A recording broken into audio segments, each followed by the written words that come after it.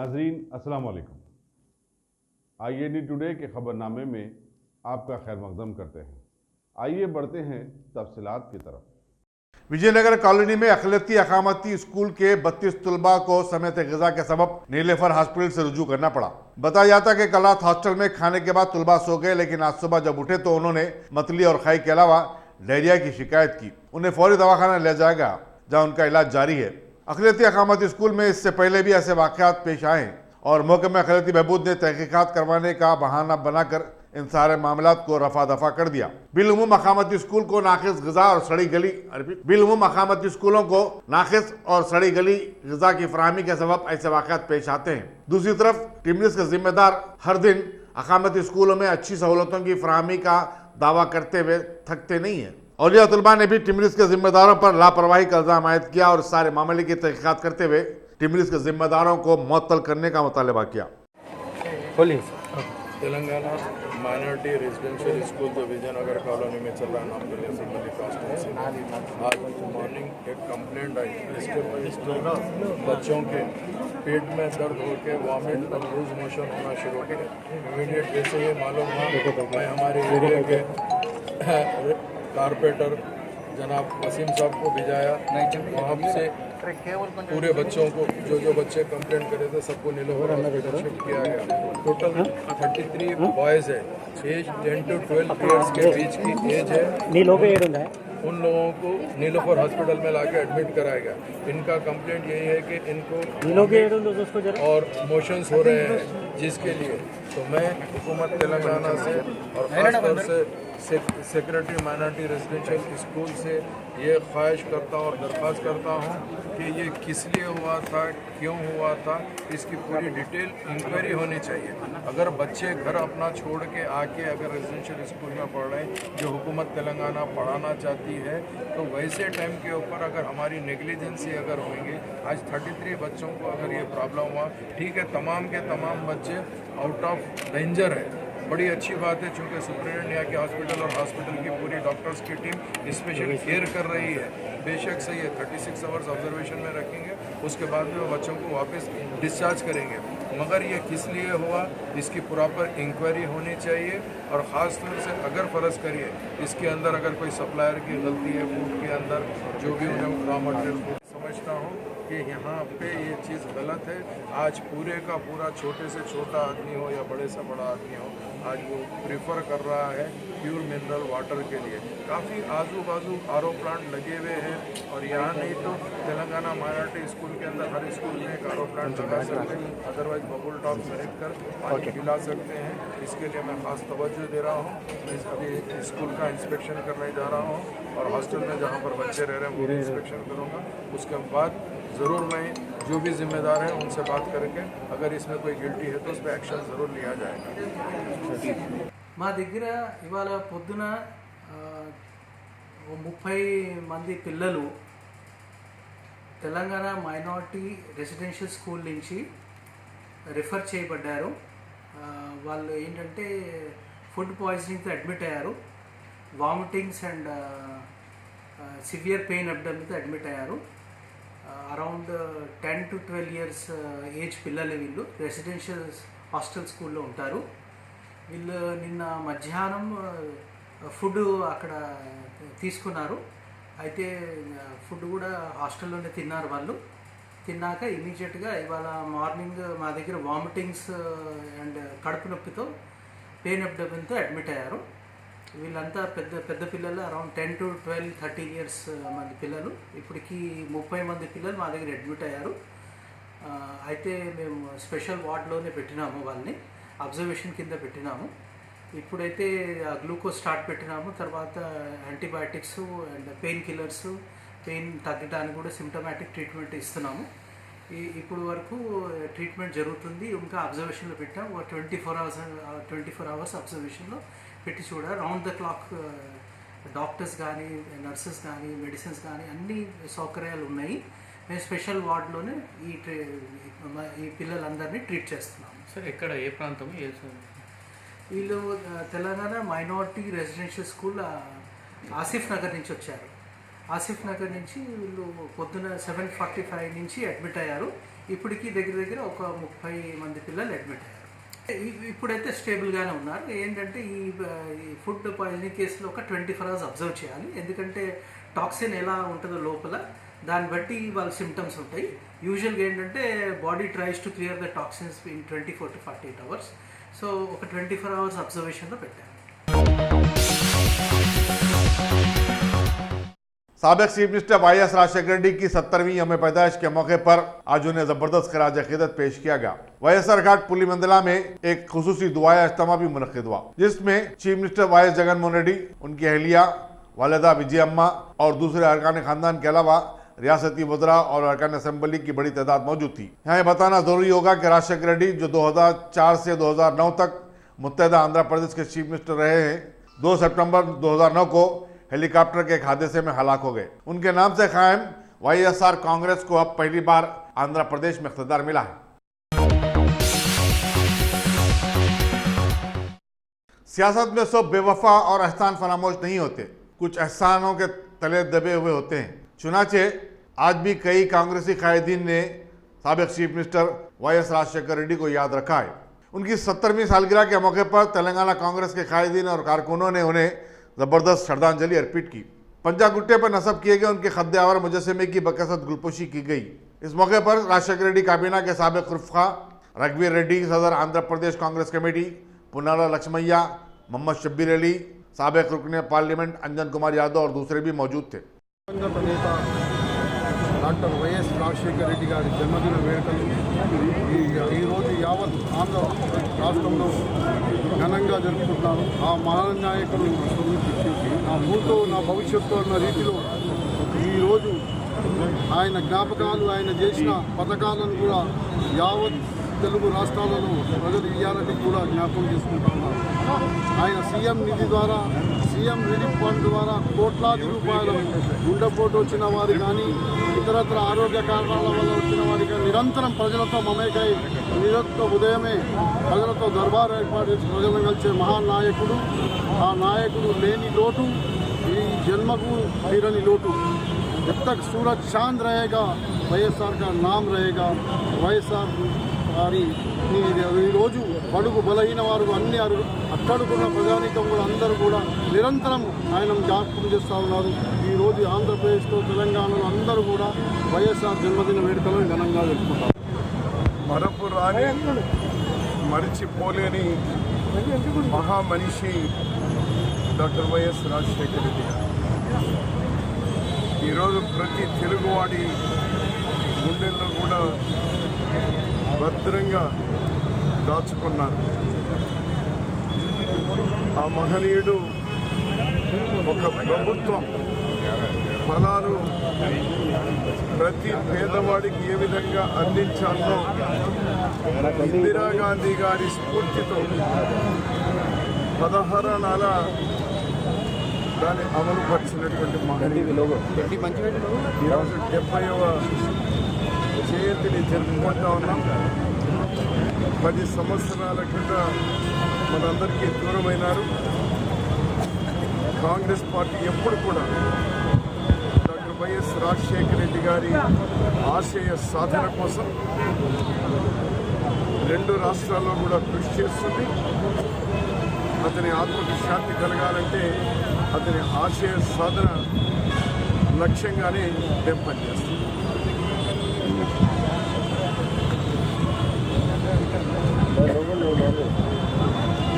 ప్రజల మనసును తెలుసుకునేవాడు డాక్టర్ రాజశేఖర్ రెడ్డి. నిజమైన అభివృద్ధికి నిర్వచనం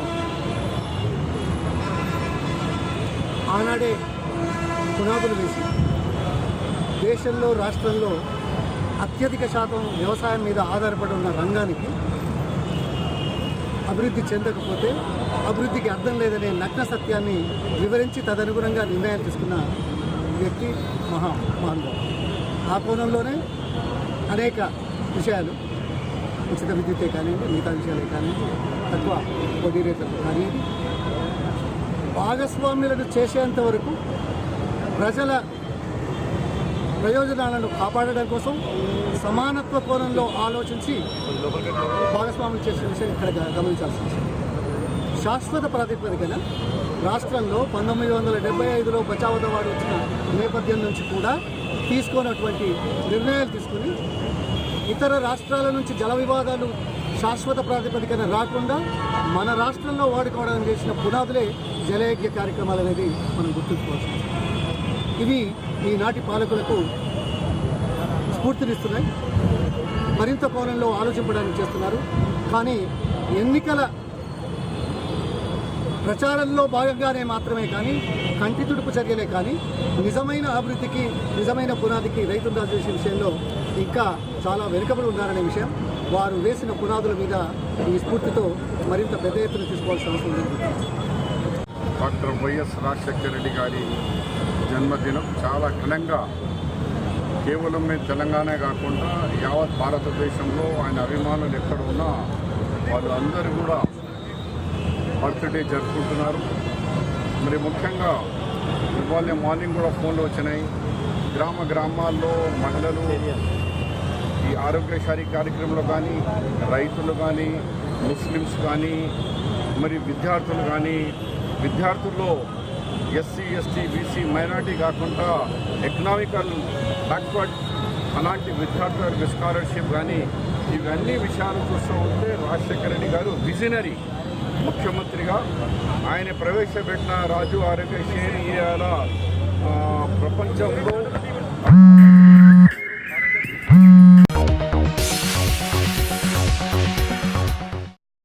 टॉप सिलेक्शन कंप्यूटर्स। अगर आप टेक्नोलॉजी के दौर में रहते हुए टेक्नोलॉजी से दूर हैं तो सोचिए मत, आइए एक बार खिदमत का मौका दीजिए। हमारे यहाँ branded computers Dell, HP, Lenovo, laptop accessories उम्दा क्वालिटी निहायती वाजबी दाम पर दस्तयाब है। स्कूल, कॉलेज, कॉर्पोरेट, ऑफिस वगैरह में बल्क क्वांटिटी में सप्लाई की जाती है। इसके साथ साथ हमारे यहाँ माहिर टेक्नीशियंस की निगरानी में रिपेयर की सहूलत भी मौजूद है। अगर आप अपने घर, दुकान, सोसाइटी, स्कूल वगैरह को सेफ और क्राइम फ्री बनाना चाहते हो तो इंस्टॉल कीजिए CCTV कैमरा जो HD क्लियरिटी के साथ दस्तयाब है। गुज़िश्ता 10 साल से मुल्क भर में अपनी इन तमाम खिदमात को जारी रखते हुए आपके एतमाद को बरकरार रखने वाला नाम top selection computers, Vijayanagar colony beside Riyan hotel Hyderabad. Director Syed Rashid Ali. Phone 9849715954। Top engineering तालीम के लिए एंट्रेंस इम्तिहान में कामयाबी हासिल करने वाले 50% से ज़्यादा तलबा अब इंजीनियरिंग तालीम हासिल करने में कोई दिलचस्पी नहीं रखते। 1,08,213 के मुजमला सिर्फ 53,000 उम्मीदवारों ने वेब काउंसलिंग के लिए अपने नाम दर्ज करवाए हैं। जवाहरलाल नेहरू टेक्निकल यूनिवर्सिटी के ज़राए के मुताबिक रियासत में 14 जामियात और 183 इंजीनियरिंग कॉलेजों में कन्वीनर कोटे के तहत मुख्तस 64,709 सीटों में से 10,000 सीटें खाली जाने का इम्कान है, क्योंकि सिर्फ 53,820 उम्मीदवार वेब काउंसलिंग के लिए हाजिर हुए। गुज़िश्ता साल भी 203 कॉलेजों के लिए जुमला 90,000 सीटें मुख्तस की गई थी, तब भी 28,227 सीटें खाली गई थी। इस साल इंजीनियरिंग के 20 कॉलेजेस बंद हो चुके हैं। नरसंगी के करीब आउटर रिंग रोड पर एक खांगी ट्रैवल की बस को अचानक आग लग गई। हाजिर दिमाग ड्राइवर इंजन से धुआं निकलता हुआ देखकर बस से कूद पड़ा, लेकिन देखते ही देखते बस शोलापोश हो गई। करीबी फायर इंजन ने मुकामी वाक़ा पर पहुंचकर आग बुझाया, लेकिन जब तक बस जलकर खाकस्तर हो गई थी। गालिबन इस बस में कोई मुसाफिर सवार नहीं था। साइबराबाद पुलिस ने कंसल्टेंट मोहम्मद फैजान की मौत को खुदकशी करार दिया है। उनकी नाश 4 दिन कबल नारसंगी में एक मर्सिडीज कार में खून में लुत्फुत पाई गई थी। डिप्टी कमिश्नर पुलिस माधापुर वेंकटेश्वरराव ने बताया कि फैजान काफी मखरूज हो गए थे और जहनी तनाव का शिकार थे। चुनाचे उन्होंने एक रिवाल्वर से गोली मार ली। उन्हें शदीद जख्मी हालत में खांगी हॉस्पिटल ले जाया गया था, जहां वो इलाज के दौरान चल बसे। वेंकटेश्वरराव ने बताया कि फैजान की फोन की कॉल हिस्ट्री की जांच की गई और उनके करीबी दोस्त से, जिससे उन्होंने 2 दिन कबल कई बार फोन पर बातचीत की थी, मालूमात हासिल की गई, जिससे पता चला कि वो 3 करोड़ की मालियत की कराजी की मामलत के लिए फिक्रमंद थे। दूसरी तरफ फैजान की बीवी ने खुदकशी की थ्योरी को मुस्तरद कर दिया और हनुस कत्ल का शुबा कर रही हैं। हैदराबाद के डिप्टी मेयर बाबा फसीउद्दीन ने आज बल्दी डिवीजन, बोराबंडा और आलापुर का दौरा करते हुए वहां जारी तरक्याती कामों का मुआयना किया। उन्होंने बल्दी अहदेदारों से कहा कि वो इन कामों को फौरी मुकम्मल करें ताकि आवाम की मुश्किलात में कमी हो सके। इस दौरे में आलापुर की कारपोरेटर मोहतरमा साबिया गौसुद्दीन, डिप्टी कमिश्नर बल्दिया यूसुफ गड़ा, रमेश, एग्जीक्यूटिव इंजीनियर रंजीत और दूसरे भी शामिल थे।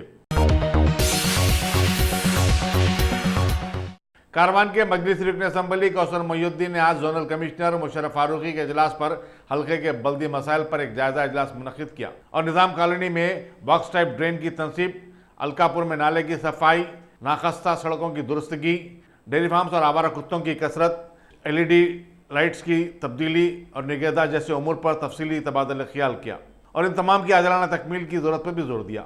इजलास में कारपोरेटर्स नसीरुद्दीन, राजेंद्र यादव, नुमाइंदा कारपोरेटर हारून फरहान, अजीज़ खां पठान, वजीउज़्ज़मा सिद्दीकी के अलावा बल्दिया के मुख्तलिफ शोबेजात के अहदेदार भी शरीक थे। अब A1 टाउनशिप चिविला और मोइनाबाद के दरमियान मेन रोड से 1.3 किलोमीटर आबादी से लगा हुआ तमाम डेवलपमेंट के साथ जहां आप अपना घर बना के रह सकते हैं, जो है बिल्कुल बिल्कुल बिल्कुल आबादी से लगा हुआ। 4 लाख में 100 गज का plot, drainage, electricity, footpath, BT road, college, bus stop जैसी तमाम सहूलियतें दस्तयाब हैं। आपका ये छोटा सा इन्वेस्टमेंट आपका और आपके बच्चों का मुस्तकबिल बदल सकता है। मजीद मालूमात के लिए हमें कॉल करें। Address pillar number 235 opposite fisheries department, Rajendra Nagar, Hyderabad. Contact 7799603838। Karnataka में गुज़श्ता 2 रोज़ से जारी सियासी बहरान की गूंज आज पार्लियामेंट में भी सुनाई दी।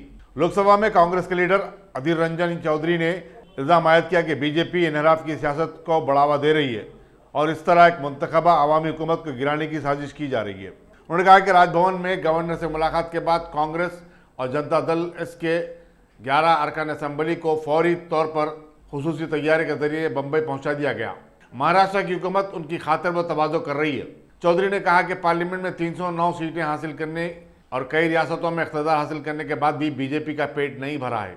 कर्नाटक के अलावा मध्य प्रदेश और राजस्थान में हुकूमतों को गिराने का मंसूबा बनाया जा रहा है। इससे मुल्क में पार्लिमानी निज़ाम और जमहूरियत तबाह और बर्बाद हो जाएगी। TMC और DMK के अरकान भी उनकी तायद में आ गए, जिसके बाद ऐवान में ज़बरदस्त शोरगुल हो गया। वज़ीर दिफा राजनाथ सिंह ने मदाखलत करते हुए कहा कि कर्नाटक में जो सियासी उथल पुथल जारी है उससे बीजेपी का कोई लेना देना नहीं है। मखलूत हुकूमत में नाराज़गियाँ पाई जाती हैं तो वो उनका मसला है, हमारा इससे कोई ताल्लुक़ नहीं है। राहुल गांधी ने खुद इस्तीफ़ों की शुरुआत की है। इसके बाद तमाम रियासतों में पार्टी के अहदेदार एक के बाद दीगरे मुस्तफ़ी हो रहे हैं। उन्हें पूछा कि क्या इसके लिए भी बीजेपी को जिम्मेदार ठहराया जा सकता है। Sir, I would like to flag the attention of the chair and also the attention of the August House that the long cherished dream of the people of our country who were subjugated by the imperialist regime Britishers had been culminated in the attainment of freedom, also at the cost of innumerable loss of lives, trials, tribulations, and etc. Sir, after the attainment of freedom, we have framed our constitution by ransacking all other available constitution across the globe under the leadership of Baba Ambedkar.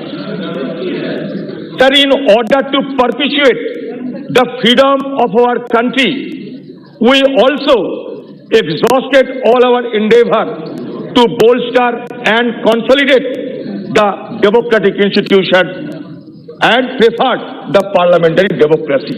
But now that very parliamentary democracy has been the victim of conspiracy and other undermining activities. Sir, इसलिए हम देख रहे हैं आज जहां मध्य प्रदेश, जहां कर्नाटक, जहां हमारा सरकार है, ये सरकार को ये सरकार को तोड़ने के लिए ये दल बदलू की एक हरकत किए जा रहे हैं और ये दल बदलू को अंजाम देने के लिए ये सरकार गुप्त तरीके से ये सरकार गुप्त तरीके से साजिश रच रहे हैं। ये इनको पसंद नहीं है कि विपक्ष की कोई सरकार कहीं रहे। ये सबसे बड़ा चिंता की विषय है सर। ये कहेगी कि भाई तुम्हारा एमएलए वो अगर ना रहे तो मैं क्या करूं। सर ये हमारे पार्टी को एमएलए को ले गए बॉम्बे में आलीशान होटल में रखा है। इनके पार्टी के जो एमपी उनकी चार्टर्ड फ्लाइट में सारे एमएलए को लिया जाता है। सर बड़ा अचरज की बात है कि जो दल बदलू एमएलए आज राज्यपाल जिस दिन कर्नाटक के गवर्नर के पास राज्यपाल साहब के पास गए, राज्यपाल साहब की दफ्तर से निकलते ही उनके लिए गाड़ी तैयार है, प्लेन तैयार है, होटल तैयार है। इसमें ये साबित होते हैं इसके पीछे एक प्री डिटरमाइंड वेल कैलकुलेटेड एक डिजाइन है। ये कहेगा कि तुम्हारा एमएलए अगर ना रहे तो मैं क्या करूं। सही बात मैं कहता हूं, मान लीजिए मैं मिसाल के तौर पर सबको कह रहा हूं, मान लीजिए मेरे घर में 10 चांदी का सिक्का है, 10 सोना का सिक्का है, मेरा रखरखाव की कुछ नहीं है, मेरा पहरेदार नहीं है, तो इसलिए वो रखरखाव ठीक से नहीं हो पाते।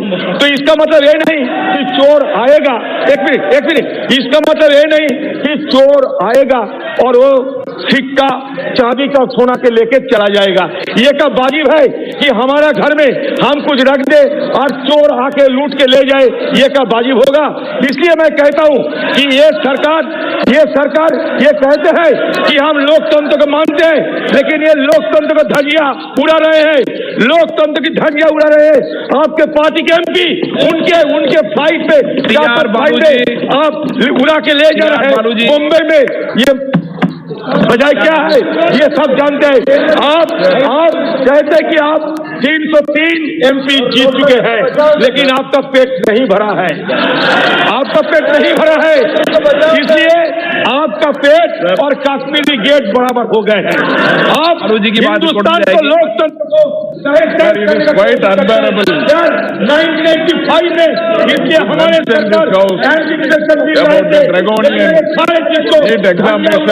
हिंदुस्तान की लोकतंत्र को ये सरकार को इस तरीके की हरकत को हम विरोध करते हैं। एग्जामिनेशन मोर देन 8 एक मिनट बालू जी, एक मिनट प्लीज। हाँ नहीं वही मान्य मेरा रिक्वेस्ट है सर, उन्होंने जो सब्जेक्ट उठाया है मान्य Ghazi kidney centre and multi speciality hospital गुर्दे और बवासीर के इलाज का 40 साल मशहूर हॉस्पिटल, जहां हजारों पेशेंट्स क्योर हो चुके हैं। Doctor Hussaini international national award winner और दूसरे डॉक्टर्स और लेडी डॉक्टर्स की जेर खिदमत गुर्दे के तमाम अमराज का मुकम्मल ट्रीटमेंट किया जा रहा है। गुर्दे फेल हो चुके हों, डायलिसिस करवा रहे हों, याद रखिए डायलिसिस कोई इलाज नहीं, इससे 1% भी गुर्दे रिकवर नहीं होते। हाँ, डायलिसिस टेम्पररी रिलीफ दे सकता है, लेकिन हमारे ट्रीटमेंट से गुर्दे फिर से फंक्शन में आ सकते हैं। गुर्दे श्रिंक हो गए हों या सिस्ट हो, गुर्दे की पथरी हो, कैसी भी गुर्दे की तकलीफ हो या पाइल्स यानी बवासीर, चाहे ब्लीडिंग हो या कोम, बगैर ऑपरेशन मुकम्मल क्योर ट्रीटमेंट का एक ही centre, Ghazi kidney centre, DLRL main road opposite Vikas high school, Chandrayangutta, Hyderabad. Cell 9966930824 या 9391326261। मरकजी ममलकती वज़ीर दाखिला जी किशन रेड्डी ने लोकसभा में दहशतगर्दी से मुताल्लिक़ एक तरमीमी बिल पेश करते हुए कहा कि हुकूमत दहशतगर्दी से निपटने के लिए सख्त इक़दाम कर रही है और दहशतगर्दों के साथ कोई नरमी नहीं बरती जाएगी। उन्होंने बताया कि दहशतगर्दों की तंजीमों की सरगर्मियों के सबब उन पर पाबंदी आयद की जा रही है, जिनमें लश्कर तैयबा और हिज़्बुल मुजाहिदीन वगैरह शामिल हैं। नीज़ अक़वाम मुत्तहिदा ने तो इससे वाबस्ता अफराद को दहशतगर्द करार दिया है, उनमें हाफिज सईद और मसूद अजहर शामिल हैं। कांग्रेस के अरकान अधीर रंजन चौधरी और शशि थरूर ने बिल में ज़ेर दरियाफ्त कैदियों के DNA टेस्ट करवाने के लुज़ूम की मुखालिफत की और कहा कि DNA प्रोटेक्शन बिल की मंजूरी के बगैर ये बिल पेश करना किसी फर्द की शख्सी आज़ादी के खिलाफ है। मैं संसद को बताना चाहता हूं, हमारा सरकार टेररिज्म के विषय पर जीरो टॉलरेंस के साथ काम करने वाले हैं, जीरो टॉलरेंस। इसके लिए जो भी कदम उठाना है हमारा सरकार कदम उठाएंगे। जो भी प्रश्न उठाए, ये बिल नहीं होता, बिल में अमेंडमेंट्स है। इसमें as on date there is no provision in the Unlawful Activities Prevention Act 1967 or in any other legislation to designate individual terrorists in order to designate individual terrorists under Indian legal system and to meet international obligations. It is proposed to add fourth schedule and insert the necessary enabling provisions in the relevant section of the unlawful activities act. अध्यक्ष जी, मैं आप लोगों को अनुरोध करना चाहता हूं, अलग अलग टेररिस्ट ऑर्गेनाइजेशन हम उसके ऊपर निषेध रखने के बाद, बैन करने के बाद कुछ लोग बाहर आके अलग अलग नया संस्था खोल रहे, इंडिविजुअल काम कर रहे। आप लोगों को मालूम है, हमारा पहली बार नहीं, यूनाइटेड नेशंस भी अध्यक्ष जी, लश्कर तोयबा का चीफ जमीयतुल्लाह चीफ को अफीम अहमद जो सैयद जो है, उनको भी इंडिविजुअल टेररिस्ट के नाते यूनाइटेड नेशंस ने घोषणा किया। अभी मालूम है, पुलवामा संगठन में जो इन्वॉल्व थे, जो घोषणा किया, हम ही पुलवामा संगठन में जिम्मेदार है, हम ही किया। जैश ए मोहम्मद के चीफ, जिस संस्था पुलवामा अटैक के पीछे था, मौलाना मसूद अजहर को भी इंटरनेशनल ऑर्गेनाइजेशन यूनाइटेड नेशंस ने इंडिविजुअल टेररिस्ट के नाते ये टेररिस्ट बोल के घोषणा किया है। हमारा क्या आपत्ति है, हमारे देश में क्या आपत्ति है? और मैं पहले बताना चाहता हूं, ये बिल खाली इंट्रोडक्शन है। चर्चा के समय पे आप बात करिए, जरूर हम जवाब देंगे, हम तैयार है। हम टेररिज्म के विषय पर कभी पीछे हटने वाले नहीं। हम ये भी विश्वास दिलाना चाहते हैं, कोई भी गैर जिम्मेदारी व्यक्ति को इसमें कोई आपत्ति नहीं होना चाहिए। हमारा सरकार सिर्फ टेररिस्ट के खिलाफ है, कोई अन्य इनोसेंट पर्सन्स को कोई भी प्रॉब्लम नहीं होगा। पूरा हम इसमें काम करेंगे, वैसे हमारा सरकार रहेंगे। मैं संसद से आपके द्वारा सभी जो सवाल उठाए, मैं आदरणीय संसद जी से महोदय निवेदन करना चाहता हूं, आप डिस्कशन करेंगे, डिस्कशन समस्या जो भी समस्या आप उठाइए, हम जवाब देने को तैयार है। और दूसरा और एक विषय आपके पहले किसको बताया नहीं, अध्यक्ष जी, ये free legislative consultation was done. This draft amendment bill was uploaded on Ministry of website on 19 December 2016.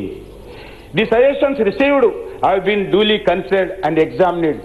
ये सब सजेशन जो है वो लीगल डिपार्टमेंट गए, हमारा होम डिपार्टमेंट गए, उसके बाद ही वेबसाइट में हम सबको जनता के सामने लगाने के बाद जितने भी सुझाव आया, हम सुझाव लेके ये बिल ऐसे लाए। हमारा सरकार ऐसे जल्दीबाजी करने वाला सरकार नहीं है, हमारा सरकार जिम्मेदारी के साथ काम करने वाला सरकार है। प्रश्न है कि विधेयक को पुनः स्थापित करने की अनुमति प्रदान की जाए।